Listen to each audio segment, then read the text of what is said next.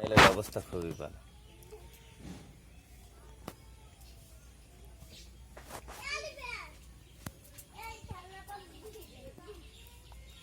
বাইলে মাছটা তো বিশাল। বিঘাতে বেশি, 1 বিঘাতের উপর। 1 বিঘা চাই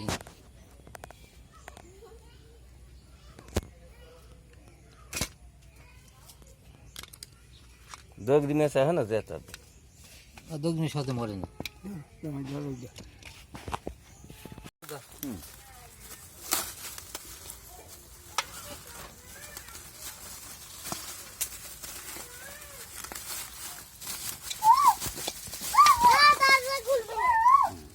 বড় চিংড়ি মাছ।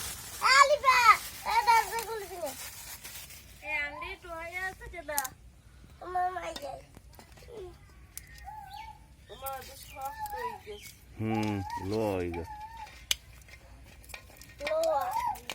সোজা রেন বেশ সোজা রেন।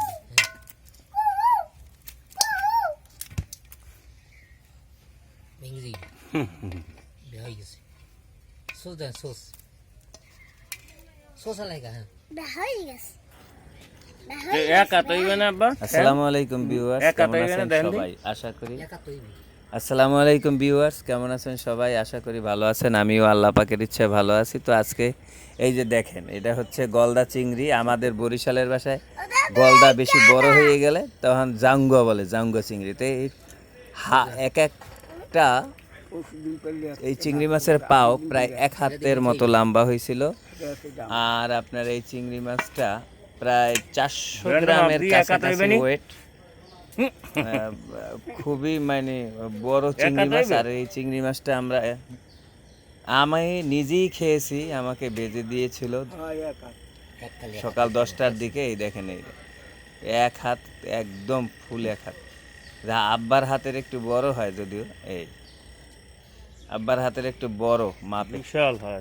তো এগুলা আমাদের নদী আছে, আমার বাড়ি হচ্ছে পিরিজপুর বান্ডারিয়া কচা নদী।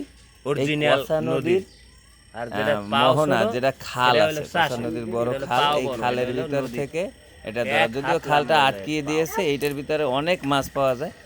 তো এটা গতকালকে ধরা হয়েছে, আর আজকে ধরছি অন্য চিংড়ি মাছগুলো।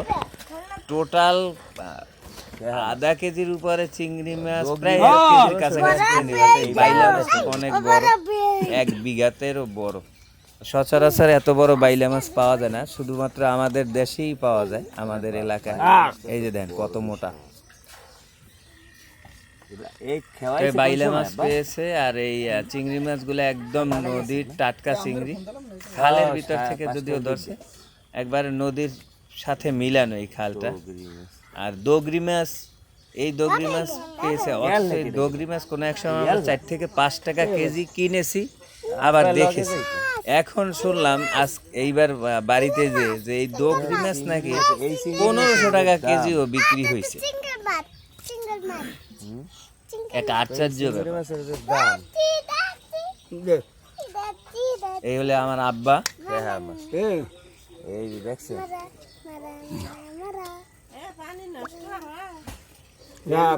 আর এটা হচ্ছে দাঁতিনা মাছের বাচ্চা, অরিজিনাল দাঁতিনা মাছের বাচ্চা। কি রে, পাও ভালো হইছে?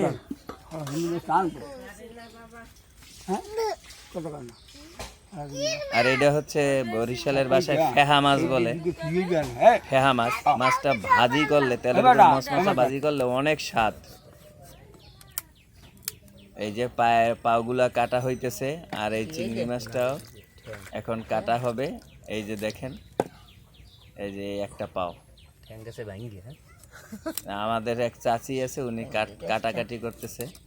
এই পায়ের ভিতরে অনেক মোটা শ্বাস। আমি খেয়েছি, খাওয়ার ভিডিও করেছিলাম, কিন্তু খাওয়ার ভিডিওটি হয়নি কোনো একটা কারণে। নাকি ভিডিওর লাইন দিয়েছে, হয়তো আমি খেয়াল করি না।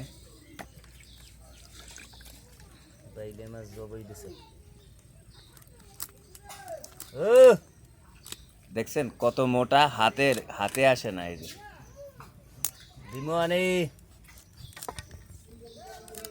একদম সহজ উপায়ে কাটা যায়। আর ওই পিছনের লেজ ফালাবার সময় ভিতরে মাঝখানে একটা রক থাকে, মানে ওই রকটাই ময়লার রক, ওইটা সম্পূর্ণ ফেলে দিতে হয়, নাহলে এটা বালু বালু লাগবে। পিছন থেকে এটা কাটলে অটোমেটিক এটা বের হয়ে আসে। এইবার চিংড়ি মাছ খাইছি বাঘের আট যাইয়ে, বাপরে বাপ। আমি একেবারে বড় 6 পিস চিংড়ি মাছ খাইছি। এর মধ্যে আছে না ময়লা। বন্ধুরা আজ এ পর্যন্ত, ভালো থাকবেন, সুস্থ থাকবেন, আল্লাহ হাফেজ, আসসালামু আলাইকুম। ওই বিকেলে খাই।